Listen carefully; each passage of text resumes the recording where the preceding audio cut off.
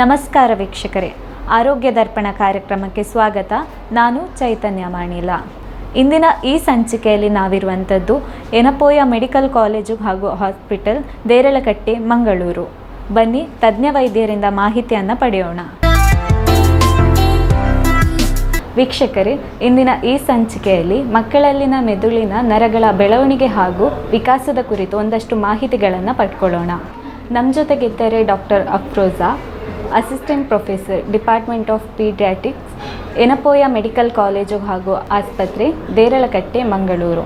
ಬನ್ನಿ ಅವರನ್ನು ಆರೋಗ್ಯ ದರ್ಪಣ ಕಾರ್ಯಕ್ರಮಕ್ಕೆ ಸ್ವಾಗತಿಸೋಣ. ನಮಸ್ತೆ ಮ್ಯಾಮ್, ಆರೋಗ್ಯ ದರ್ಪಣ ಕಾರ್ಯಕ್ರಮಕ್ಕೆ ಸ್ವಾಗತ. ಮ್ಯಾಮ್, ನನ್ನ ಮೊದಲನೇ ಕ್ವಶನ್ ನಿಮಗೆ, ಮಕ್ಕಳಲ್ಲಿ ನರಗಳ ಬೆಳವಣಿಗೆ ಅಥವಾ ವಿಕಾಸ ಅಂದರೆ ಏನು? ಸಾಮಾನ್ಯವಾಗಿ ಒಂದು ಮಗು ಹುಟ್ಟಿದ ತಕ್ಷಣ ಅಳುತ್ತೆ, ನಂತರ ಹಸಿವಾದಾಗ ಅಳುತ್ತೆ. ಇದೇ ಥರ ಹಂತದಲ್ಲಿ ಮೆದುಳಿನ ಬೆಳವಣಿಗೆ ಅನುಸರಿಸಿ ಆಯಾ ನಿಯಮಕ್ಕೆ ಆಯಾ ಅವಧಿಯಲ್ಲಿ ಮಗು ಒಂದೊಂದು ಬೆಳವಣಿಗೆ ಮೈಲ್ಸ್ಟೋನ್ ಅಂತ ಹೇಳ್ತೀವಿ, ಡೆವಲಪ್ಮೆಂಟಲ್ ಮೈಲ್ಸ್ಟೋನನ್ನು ಹೊಂದ್ಕೊಂಡು ಬರುತ್ತೆ. ಸ್ಟಾರ್ಟಿಂಗ್ 2 ತಿಂಗಳಲ್ಲಿ ಸೋಷಲ್ ಸ್ಮೈಲ್, 3 ತಿಂಗಳಲ್ಲಿ ಕುತ್ತಿಗೆ ಗಟ್ಟಿಯಾಗೋದು, 8 ತಿಂಗಳಲ್ಲಿ ಮಗು ಸಪೋರ್ಟ್ ಇಲ್ಲದೆ ಕೂತ್ಕೊಳ್ಳೋದು, 10 ತಿಂಗಳಲ್ಲಿ ಸಪೋರ್ಟ್ ಇಲ್ಲದೆ ನಿಲ್ಲೋದು, 10ರಿಂದ 12 ತಿಂಗಳಲ್ಲಿ.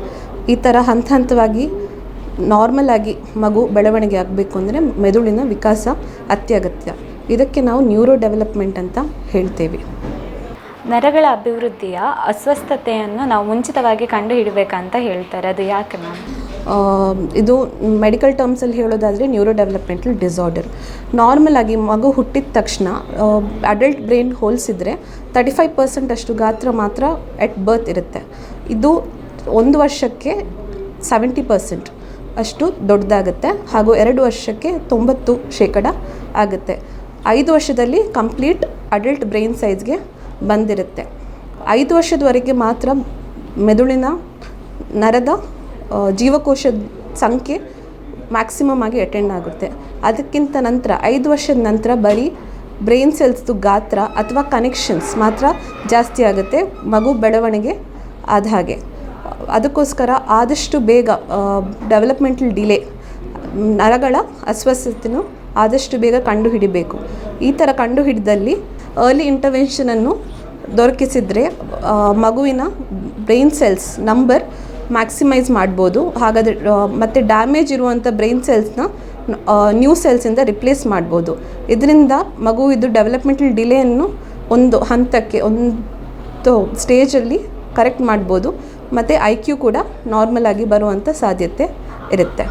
ಓಕೆ ಮ್ಯಾಮ್, ಅಂದರೆ ಅಸ್ವಸ್ಥತೆಯನ್ನು ನಾವು ಯಾವ ರೀತಿ ಕಂಡುಹಿಡಿಬೋದು? ಅದರ ಸಿಂಪ್ಟಮ್ಸ್ ಎಲ್ಲ ಏನಿರುತ್ತೆ? ಅದೇ ಹೇಳಿದಾಗೆ 2 ತಿಂಗಳಲ್ಲಿ ಸೋಷಲ್ ಸ್ಮೈಲ್ ಅಂದರೆ ಮಗುನ ಎತ್ಕೊಂಡ ತಕ್ಷಣ ಮುಖ ನೋಡಿ ನಗೋದು, 3 ತಿಂಗಳಲ್ಲಿ 3ರಿಂದ 4 ತಿಂಗಳಲ್ಲಿ ಕುತ್ತಿಗೆ ಗಟ್ಟಿಯಾಗೋದು, 8 ತಿಂಗಳಲ್ಲಿ ಸಪೋರ್ಟ್ ಇಲ್ಲದೆ ಕೂತ್ಕೊಳ್ಳೋದು, 12 ತಿಂಗಳಲ್ಲಿ ಸಪೋರ್ಟ್ ಇಲ್ಲದೆ ನಿಲ್ಲೋದು. ಇದು ನಾರ್ಮಲ್ ಬೆಳವಣಿಗೆ.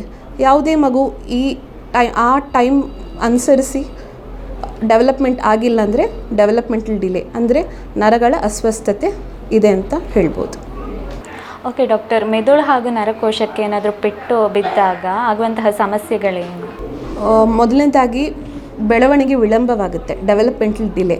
ಇನ್ನೊಂದು ಮಗುವಿನ IQ, ಇಂಟೆಲಿಜೆಂಟ್ ಕೋಶಂಟ್ ಏನು ಹೇಳ್ತೀವಿ, ಅದು ಕೂಡ ಕಮ್ಮಿ ಆಗುವಂಥ ಸಾಧ್ಯತೆ ಇರುತ್ತೆ. ಓಕೆ ಮ್ಯಾಮ್, ಇನ್ ಕೇಸ್ ಮಕ್ಕಳಿಗೆ ನರಕ್ಕೆ ಪೆಟ್ಟು ಬಿದ್ದಾಗ ಅದು ಎಷ್ಟು ಡ್ಯೂರೇಷನ್ ತಗೊಳುತ್ತೆ ರಿಕವರಿ ಆಗಲಿಕ್ಕೆ ಅಂತ? ಅದು ಎಷ್ಟು ಡ್ಯಾಮೇಜ್ ಆಗಿದೆ ನರ್ವ್ಸಲ್ಗೆ, ಬ್ರೈನ್ ನರ್ವ್ಸಲ್ಗೆ ಎಷ್ಟು ಡ್ಯಾಮೇಜ್ ಆಗಿದೆ ಅದರ ಮೇಲೆ ಹೊಂದಿರೋದು. ಆದಷ್ಟು ಬೇಗ 2 ವರ್ಷಕ್ಕಿಂತ ಮುಂಚೆ ಕಂಡುಹಿಡಿದಲ್ಲಿ ಅರ್ಲಿ ಇಂಟರ್ವೆನ್ಷನ್ ಮೂಲಕ ಬೇಗ ಸರಿಪಡಿಸ್ಲಿಕ್ಕಾಗುತ್ತೆ. ಬಟ್ ಎಷ್ಟು ಡ್ಯಾಮೇಜ್ ಆಗಿದೆ, ಇವಾಗ ಒಂದು 100% ಬ್ರೈನ್ ಸೆಲ್ಸಲ್ಲಿ 50 to 60% ಡ್ಯಾಮೇಜ್ ಆದರೆ ಅದು ಔಟ್ಕಮ್ ಏನು ಅಂತ ಹೇಳೋದು ನಮಗೂ ಕಷ್ಟ. ಓಕೆ, ಅಂಥ ಮಕ್ಕಳನ್ನು ರೆಗ್ಯುಲರ್ ಫಾಲೋಅಪ್ ಪರೀಕ್ಷೆ ಮಾಡ್ತಾ ತಿಂಗಳ ಇಲ್ಲಾಂದರೆ 6 ತಿಂಗಳಿಗೊಮ್ಮೆ ಆ ಥರ ಮಾಡಿಬಿಟ್ಟು ಎಷ್ಟು ಇಂಪ್ರೂವ್ಮೆಂಟ್ ಇದೆ ಅಂತ ಫಾಲೋಅಪ್ಪಲ್ಲಿ ನೋಡಬೇಕಾಗುತ್ತೆ. ಮ್ಯಾಮ್, ನ್ಯೂರೋ ಡೆವಲಪ್ಮೆಂಟಲ್ ಡಿಸಾರ್ಡರನ್ನು ನಾವು ಕಂಡುಹಿಡಿಯೋದು ಹೇಗೆ ಮ್ಯಾಮ್? ಇದೊಂದು ಒಳ್ಳೆ ಕ್ವಶನ್. ನಾರ್ಮಲ್ ಆಗಿ ಮಕ್ಕಳನ್ನು ಇಮ್ಯುನೈಸೇಷನ್ ಅಥವಾ ಲಸಿಕೆ ಕೊಡೋಕ್ಕೆ ಮಕ್ಕಳ ತಜ್ಞರ ಹತ್ರ ಕರ್ಕೊಂಡು ಹೋಗ್ತಾರೆ. ಆ ಟೈಮಲ್ಲಿ ಮಕ್ಕಳ ತಜ್ಞೆ ಆ ಟೈಮ್ಗೆ ಏನೇನು ಡೆವಲಪ್ಮೆಂಟಲ್ ಮೈಲ್ಸ್ಟೋನ್ ಅಚೀವ್ ಆಗಿದೆ ಅದನ್ನು ನೋಡಿಬಿಟ್ಟು ನಾರ್ಮಲ್ ಇದೆಯಾ ಇಲ್ವಾ ಅಂತ ಕಂಡುಹಿಡಿಬೋದು. ನಾರ್ಮಲಾಗಿ 9 ತಿಂಗಳು, 18 ತಿಂಗಳು, 24 ತಿಂಗಳಿಗೆ ಅಸೆಸ್ ಮಾಡ್ತಾರೆ. ಡಾಕ್ಟರ್, ನನ್ನ ಮುಂದಿನ ಪ್ರಶ್ನೆ, ನರಗಳ ಬೆಳವಣಿಗೆಗೆ ಅಪಾಯಕಾರಿ ಮಾಡುವಂತಹ ಅಂಶಗಳು ಯಾವುದು, ರಿಸ್ಕ್ ಫ್ಯಾಕ್ಟರ್ಸ್ ಎಲ್ಲ ಯಾವುದೆಲ್ಲ ಬರ್ತದೆ ಅಂತ? ನಾರ್ಮಲ್ ಆಗಿ ಮೆದುಳು ವಿಕಾಸ ತಾಯಿಯ ಗರ್ಭಕೋಶದಲ್ಲಿ ಅಂದರೆ ಭ್ರೂಣದ ಹಂತದಲ್ಲೇ ಸ್ಟಾರ್ಟ್ ಆಗುತ್ತೆ. ಇದು 5 ವರ್ಷಕ್ಕೆ ಕಂಪ್ಲೀಟ್ ಆಗುತ್ತೆ. ಓಕೆ, ಸೊ ತಾಯಿ ಪ್ರೆಗ್ನೆಂಟ್ ಇರಬೇಕಾದ್ರೆ ತಾಯಿಗೆ ಅಕಸ್ಮಾತ್ ಬ್ಲಡ್ ಪ್ರೆಷರ್ ಇದ್ದರೆ, ಶುಗರ್ ಇದ್ದರೆ, ಅಥವಾ ಜ್ವರ ಬಂದರೆ, ಟಾರ್ಚ್ ಇನ್ಫೆಕ್ಷನ್, ಈ ಇನ್ಫೆಕ್ಷನ್ ಎಲ್ಲ ಇದ್ದರೆ, ಅಥವಾ ಯಾವುದಾದ್ರೂ ಜೆನೆಟಿಕ್ ಡಿಸಾರ್ಡರ್ ಫ್ಯಾಮಿಲಿಯಲ್ಲಿದ್ದರೆ ಅದರಿಂದಾಗಿ ನ್ಯೂರೋ ಡೆವಲಪ್ಮೆಂಟಲ್ ಡಿಸಾರ್ಡರ್ ಬರ್ಬೋದು. ಇದು ಪ್ರೆಗ್ನೆನ್ಸಿಯಲ್ಲಿ. ಇದರ ಹೊರತಾಗಿ ಡೆಲಿವರಿ ಟೈಮಲ್ಲಿ, ಅಂದರೆ ಮಗು ತಕ್ಷಣ ಆಗ್ತಿಲ್ಲ ಅಥವಾ ಮಗುದು ಶುಗರ್ ಕಮ್ಮಿ ಆಗಿದೆ, ಟೈಮ್ಗಿಂತ ಮುಂಚೆ ಡೆಲಿವರಿ, ಪ್ರೀಟರ್ಮ್ ಡೆಲಿವರಿ, ಜಾಂಡಿಸ್, ಅತಿಯಾದ ಜಾಂಡಿಸ್ ಆದರೆ, ಈ ಥರ ಎಲ್ಲ ತೊಂದರೆ ಇದ್ದರೆ ಡೆಲಿವರಿ ಟೈಮಲ್ಲಿ ಅದು ಕೂಡ ನ್ಯೂರೋ ಡೆವಲಪ್ಮೆಂಟಲ್ ಡಿಲೇ ಮಾಡ್ಬೋದು. ಮತ್ತು ನ್ಯೂನೆಟಲ್ ಪೀರಿಯಡ್ ಆದ ನಂತರ, ಅಂದರೆ 1 ತಿಂಗಳು ಕಳೆದ ನಂತರ 2 ವರ್ಷದ ಒಳಗಡೆ ಅಕಸ್ಮಾತ್ ಮಗುವಿಗೆ ಜ್ವರ ಬಂದರೆ, ಮೆನಿಂಜೈಟಿಸ್, ಎನ್ಸೆಫಲೈಟಿಸ್ ಆದರೆ, ಹಾಗೂ ಅಪೌಷ್ಟಿಕತೆ, ಮಾಲ್ನ್ಯೂಟ್ರಿಷನ್, ಇದೆಲ್ಲ ರೀಸನಿಂದ ಮಗುವಿಗೆ ನ್ಯೂರೋ ಡೆವಲಪ್ಮೆಂಟಲ್ ಡಿಲೇ ಆಗೋ ಚಾನ್ಸಸ್ ಇರುತ್ತೆ. ಡಾಕ್ಟರ್, ಈಗ ಒಂದು ಕುಟುಂಬದಲ್ಲಿ ಯಾರಿಗಾದರೂ ಮೆದುಳಿನ ಸಮಸ್ಯೆ ಇದ್ದರೆ ಅದು ನೆಕ್ಸ್ಟ್ ಆ ಕುಟುಂಬದಲ್ಲಿ ಹುಟ್ಟುವಂಥ ಮಗುವಿಗೆ ಆ ಸಮಸ್ಯೆ ಕಂಟಿನ್ಯೂ ಆಗೋ ಚಾನ್ಸಸ್ ಇದೆಯಾ ಅಂತ? ಇಲ್ಲ, ಎಲ್ಲ ಮಕ್ಕಳಿಗೆ ಪರಿಣಾಮ ಬೀಳಬೇಕು ಅಂತೇನು ಅವಶ್ಯಕತೆ ಇಲ್ಲ. ಬಟ್ ರಿಸ್ಕ್ ಫ್ಯಾಕ್ಟರ್ ಅಂದರೆ ಚಾನ್ಸಸ್ ಇರುತ್ತೆ. ಸೊ ಅಂಥ ಮಕ್ಕಳನ್ನ ರೆಗ್ಯುಲರ್ ಚೆಕಪ್, ವೈದ್ಯಕೀಯ ತಪಾಸಣೆಗೆ ರೆಗ್ಯುಲರಾಗಿ ಕರ್ಕೊಂಡು ಹೋಗಬೇಕಾಗುತ್ತೆ. 2 ವರ್ಷ ತನಕ, ಯಾವಾಗ 90% ಆಫ್ ದ ಬ್ರೈನ್ ಡೆವಲಪ್ಮೆಂಟ್ ಆಗುತ್ತೆ ಆ ಅವಧಿ ತನಕ ಮಗುವನ್ನು ತಿಂಗಳ ವೈದ್ಯಕೀಯ ತಪಾಸಣೆಗೆ ಕರ್ಕೊಂಡು ಹೋಗಬೇಕಾಗುತ್ತೆ. ಆದ ನಂತರ 2 ರಿಂದ 5 ವರ್ಷದ ತನಕ 6 monthly, once in every 6 month, 6 ತಿಂಗಳಿಗೊಮ್ಮೆ ಕರ್ಕೊಂಡು ಹೋಗಿಬಿಟ್ಟು ಡೆವಲಪ್ಮೆಂಟಲ್ ಡಿಲೇ ಇದೆಯಾ ಇಲ್ವಾ, ಬೇರೆ ಏನಾದರೂ ತೊಂದರೆ ಇದೆಯಾ ಇಲ್ವಾ ಅಂತ ಚೆಕ್ ಮಾಡಬೇಕಾಗುತ್ತೆ. ಬಟ್ ಫ್ಯಾಮಿಲಿಯಲ್ಲಿ ಜೆನೆಟಿಕ್ ಡಿಸಾರ್ಡರ್ ಇದ್ದರೆ ಅಂಥ ಮಕ್ಕಳಿಗೆ ಬರೋ ಚಾನ್ಸಸ್ ಇರುತ್ತೆ.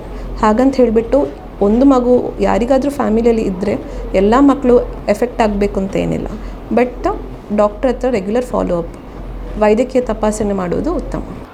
ಓಕೆ ಮ್ಯಾಮ್, ಮಕ್ಕಳಲ್ಲಿ ನ್ಯೂರೋ ಡೆವಲಪ್ಮೆಂಟಲ್ ಡಿಸಾರ್ಡರನ್ನು ಪೋಷಕರು ಯಾವ ರೀತಿ ಕಂಡು ಹಿಡಿಬೋದು? ಓಕೆ, ನಾರ್ಮಲಿ ಇಮ್ಯುನೈಸೇಷನ್ ಮತ್ತು ಡೆವಲಪ್ಮೆಂಟಲ್ ಕಾರ್ಡ್ ಅಥವಾ ಡೆವಲಪ್ಮೆಂಟಲ್ ಒಬ್ಸರ್ವೇಷನ್ ಕಾರ್ಡ್ ಅಂತ ಪೋಷಕರಿಗೆ ಕೊಟ್ಟಿರ್ತಾರೆ. ಅದರ ಅನುಗುಣವಾಗಿ ನೋಡ್ಬೋದು. 3 ತಿಂಗಳಲ್ಲಿ ಕತ್ತು ನಿಲ್ಲೋದು, 8 ತಿಂಗಳಲ್ಲಿ ಕೂತ್ಕೊಳ್ಳೋದು, 12 ತಿಂಗಳಲ್ಲಿ ನಿಂತ್ಕೊಳ್ಳೋದು ಸಪೋರ್ಟ್ ಇಲ್ಲದೆ, 15 ತಿಂಗಳಲ್ಲಿ ನಾರ್ಮಲಾಗಿ ಒಂದು ಮಗು ನಡಿಬೇಕು, 1.5 ವರ್ಷದಲ್ಲಿ ಓಡಬೇಕು. ಈ ಟೈಮ್ ನೋಡಿಬಿಟ್ಟು ಆ ಕಾರ್ಡಲ್ಲಿ ಆ ಅವಧಿಗೆ ತಕ್ಕಂಥ ಮೈಲ್ಸ್ಟೋನ್ಸ್, ಡೆವಲಪ್ಮೆಂಟಲ್ ಮೈಲ್ಸ್ಟೋನ್ಸ್ ಬರೆದಿರುತ್ತೆ. ಅದನ್ನು ನೋಡಿಬಿಟ್ಟು ತಂದೆ ತಾಯಿಗೂ ಮಗು ನಾರ್ಮಲ್ ಆಗಿದೆಯಾ ಅಥವಾ ಏನಾದರೂ ಡೆವಲಪ್ಮೆಂಟಲ್ ಡಿಲೇ ಇದೆಯಾ ಅಂತ ಚೆಕ್ ಮಾಡ್ಬೋದು.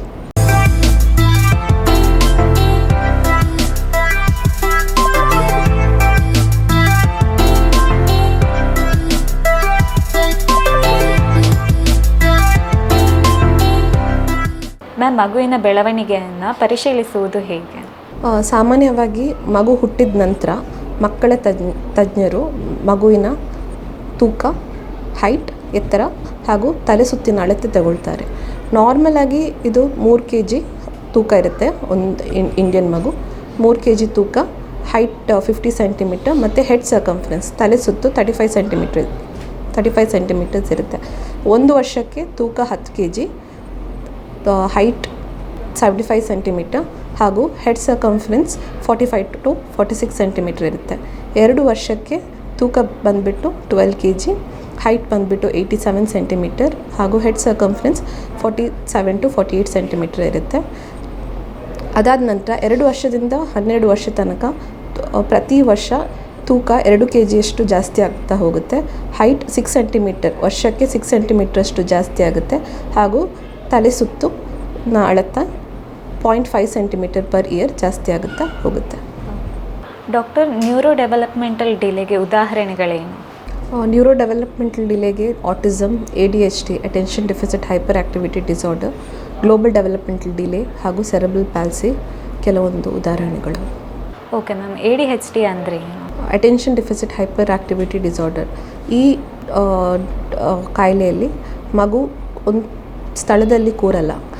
ಅಟೆನ್ಷನ್ ಸ್ಪ್ಯಾನ್ ಕಮ್ಮಿ ಇರುತ್ತೆ ಹಾಗೂ ಜಾಸ್ತಿ ಮರುವು,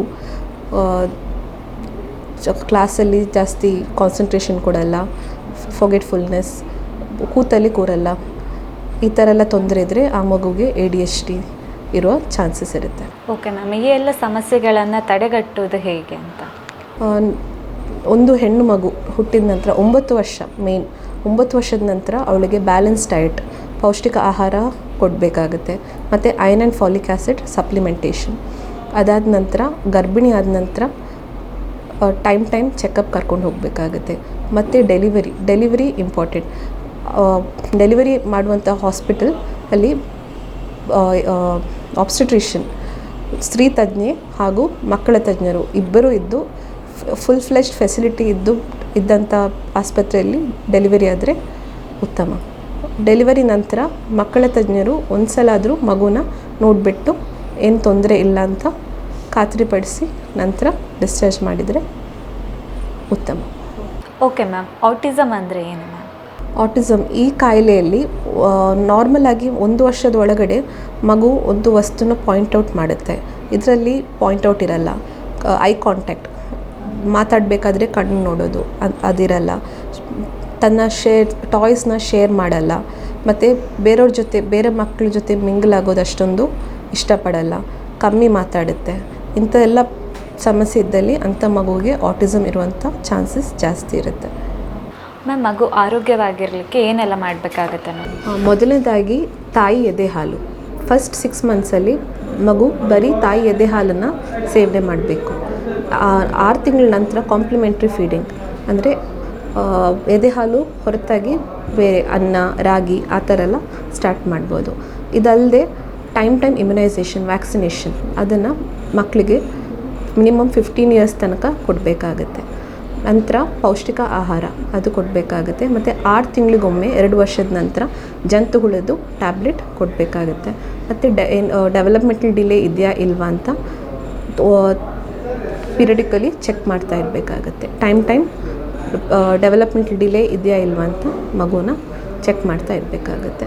ಓಕೆ ಮ್ಯಾಮ್, ಮಗು ಹುಟ್ಟಿದ ತಕ್ಷಣ ಕಿವಿಯ ಟೆಸ್ಟ್ ಮಾಡಬೇಕಂತ ಹೇಳ್ತಾರೆ. ಸೊ ಇದು ಯಾಕೆ ಇಂಪಾರ್ಟೆನ್ಸ್ ಆಗುತ್ತೆ ಅಂತ?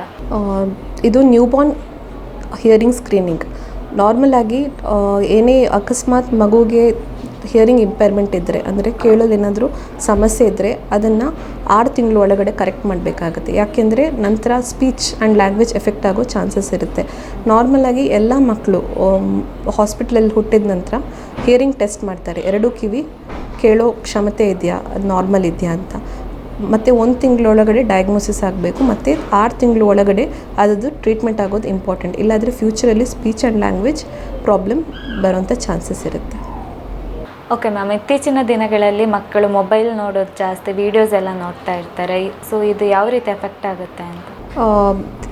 ಮೊದಲದಾಗಿ 2 ವರ್ಷಕ್ಕಿಂತ ಕೆಳಗಡೆ ಇರೋ ಮಕ್ಕಳಿಗೆ ಮೊಬೈಲ್ ಕೊಡಲೇಬಾರ್ದು. ಯಾಕೆಂದರೆ ಇದು ಅವರ ದೃಷ್ಟಿ ಮೇಲೆ ಹಾಗೂ ಸ್ಪೀಚ್ ಆ್ಯಂಡ್ ಲ್ಯಾಂಗ್ವೇಜ್ ಮೇಲೆ ತುಂಬ ಅಪಾಯಕಾರಿ.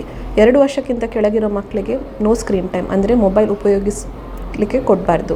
2 ವರ್ಷದಿಂದ 5 ವರ್ಷದ ಮಕ್ಕಳಿಗೆ ದಿನಕ್ಕೆ ಪ್ರತಿ 1 ಗಂಟೆ ಮಾತ್ರ ಸೀಮಿತವಾಗಿ ಇಡಬೇಕು. ಅದು ಅಂಡರ್ ಪೇರೆಂಟಲ್ ಗೈಡೆನ್ಸ್ ಸೂಪರ್ವಿಷನ್. ನಂತರ 5ರಿಂದ 10 ವರ್ಷದ ಪ್ರಾಯ ಇರೋ ಮಕ್ಕಳಿಗೆ ದಿನಕ್ಕೆ 2 ಗಂಟೆಯಷ್ಟು ಮಾತ್ರ ಸ್ಕ್ರೀನ್ ಟೈಮ್ ರೆಕಮೆಂಡೆಡ್. ಅದಕ್ಕಿಂತ ಜಾಸ್ತಿ ನೋಡಬಾರ್ದು. ಓಕೆ ಮ್ಯಾಮ್, ಕೊನೆಯದಾಗಿ ಮಕ್ಕಳ ತಾಯಂದಿರಿಗೆ ಕೊಡುವಂತಹ ಸಲಹೆಗಳೇನು ಮ್ಯಾಮ್? ಮೊದಲನೇದಾಗಿ ಪೌಷ್ಟಿಕ ಆಹಾರ ಮತ್ತು ರೂಟೀನ್ ಇಮ್ಯುನೈಸೇಷನ್, ವ್ಯಾಕ್ಸಿನೇಷನ್, ಚುಚ್ಚುಮದ್ದು, ಲಸಿಕೆ ಇದನ್ನು ಆ ಟೈಮ್ಗೆ ಅನುಸರಿಸಿ ಹಾಕಬೇಕಾಗುತ್ತೆ. ನಂತರ 6 ತಿಂಗಳಿಗೊಮ್ಮೆ ಜಂತುಹುಳದ್ದು ಟ್ಯಾಬ್ಲೆಟ್ ಕೊಡಬೇಕು. ಜಾಸ್ತಿ ಮೊಬೈಲ್ ಕೊಡದೇ ಇರೋರಿಗೆ ನೋಡಬೇಕು. ಇದಕ್ಕಿಂತ ಮುಖ್ಯವಾಗಿ ಮಕ್ಕಳು ಏನು ಮೊಬೈಲಲ್ಲಿ ನೋಡ್ತಿದ್ದಾರೆ ಅದನ್ನು ಮೊಬೈಲ್ ಏನು ಕಂಟೆಂಟ್ ಅವರು ವೀಕ್ಷಿಸ್ತಿದ್ದಾರೆ ಅದನ್ನು ಮಾನಿಟರ್ ಮಾಡಬೇಕಾಗುತ್ತೆ. ಅವರು ನೋಡ್ತಾ ಇರಬೇಕಾಗುತ್ತೆ. ಓಕೆ ಡಾಕ್ಟರ್, ಕೊನೆಯದಾಗಿ ಮಕ್ಕಳ ತಾಯಂದಿರಿಗೆ ನೀಡುವಂತಹ ಸಲಹೆಗಳೇನು? ಮೊದಲನೇದಾಗಿ ಪೌಷ್ಟಿಕ ಆಹಾರ, ನಂತರ ರುಟೀನ್ ವ್ಯಾಕ್ಸಿನೇಷನ್, ಇಮ್ಯುನೈಸೇಷನ್, ಚುಚ್ಚುಮದ್ದು ಕೊಡೋದು. ಅಕಸ್ಮಾತ್ ಒಂದು ಹೆಣ್ಣು ಮಗು ಇದ್ದಲ್ಲಿ 9 ವರ್ಷದ ನಂತರ ಹ್ಯೂಮನ್ ಪ್ಯಾಪಿಲೋಮಾ ವೈರಸ್ ವ್ಯಾಕ್ಸಿನ್ ಕೊಡಬೇಕಾಗುತ್ತೆ. ಇದು ಫ್ಯೂಚರಲ್ಲಿ ಸರ್ವೈಕಲ್ ಕ್ಯಾನ್ಸರ್ ತಡೆಗಟ್ಟುವಲ್ಲಿ ಹೆಲ್ಪ್ ಮಾಡುತ್ತೆ. ನಂತರ 6 ತಿಂಗಳಿಗೊಮ್ಮೆ ಜಂತುಹುಳದ್ದು ಟ್ಯಾಬ್ಲೆಟ್ ಕೊಡಬೇಕು. ಮತ್ತು ಚಿಕ್ಕ ಮಕ್ಕಳು ಇದ್ದಂಥ ಮನೆಯಲ್ಲಿ ಚಿಕ್ಕ ಚಿಕ್ಕ ಟಾಯ್ಸ್, ಬಾಯಿಗೆ ಸೇವನೆ ಮಾಡುವಂಥ ಟಾಯ್ಸ್ನ ಅವರ ಕೈಗೆ ಎಟಕದೇ ಇರೋ ಥರ ನೋಡ್ಕೊಳ್ಬೇಕಾಗುತ್ತೆ. ಯಾಕೆಂದರೆ ಅದು ಶ್ವಾಸಕೋಶಕ್ಕೆ ಹೋದರೆ ಜೀವಕ್ಕೆ ಅಪಾಯ. ಇದಲ್ಲದೆ ಕೈಗೆ ಎಟಕೋ ರೀತಿಯಲ್ಲಿ ಮೆಡಿಸಿನ್ಸ್, ದೊಡ್ಡವರು ಸೇವನೆ ಮಾಡೋ ಮೆಡಿಸಿನ್ಸ್ ಅಥವಾ ಫಿನೈಲ್ ಬಾಟಲ್, ಬಾತ್ರೂಮ್ ಕ್ಲೀನರ್ ಅದನ್ನೆಲ್ಲ ದಯವಿಟ್ಟು ಇಡಬೇಡಿ. ಡಾಕ್ಟರ್, ಇಷ್ಟೊತ್ತು ನಮ್ಮ ಜೊತೆಗಿತ್ತು ಮಕ್ಕಳ ನರಗಳ ವಿಕಾಸ ಹಾಗೂ ಬೆಳವಣಿಗೆ ಕುರಿತು ಸಾಕಷ್ಟು ಮಾಹಿತಿಗಳನ್ನು ನಮ್ಮ ಜೊತೆ ಹಂಚಿದ್ದೀರಾ. ಆರೋಗ್ಯ ದರ್ಪಣ ಕಾರ್ಯಕ್ರಮದಿಂದ ನಿಮಗೆ ತುಂಬು ಹೃದಯದ ಧನ್ಯವಾದಗಳು. Thank you. ಇಂದಿನ ಈ ಸಂಚಿಕೆಯಲ್ಲಿ ಮಕ್ಕಳಲ್ಲಿನ ಮೆದುಳಿನ ವಿಕಾಸ ಹಾಗೂ ಬೆಳವಣಿಗೆಯ ಕುರಿತು ಸಾಕಷ್ಟು ಮಾಹಿತಿಯನ್ನು ಪಡ್ಕೊಂಡಿದ್ದೇವೆ. ಮುಂದಿನ ಸಂಚಿಕೆಯಲ್ಲಿ ಮತ್ತೊಂದು ಹೊಸ ವಿಚಾರದೊಂದಿಗೆ ಭೇಟಿಯಾಗೋಣ. ನಮಸ್ಕಾರ.